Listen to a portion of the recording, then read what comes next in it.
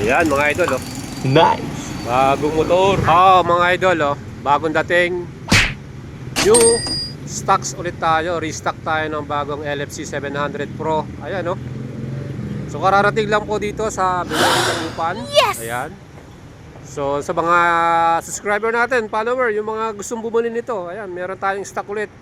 Para reserve na kayo kasi itong dumating na unit ngayon, may-ari na to na may nagpa-reserve na sa atin ano.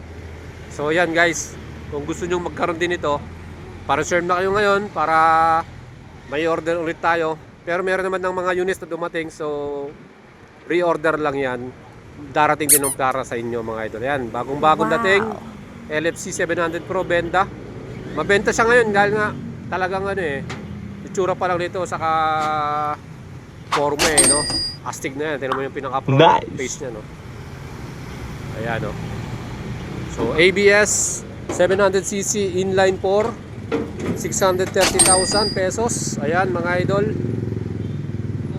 Mabibili nyo na ulit ito. Meron na tayong stocks. Kaya tara na po dito sa Bineri Dagupan.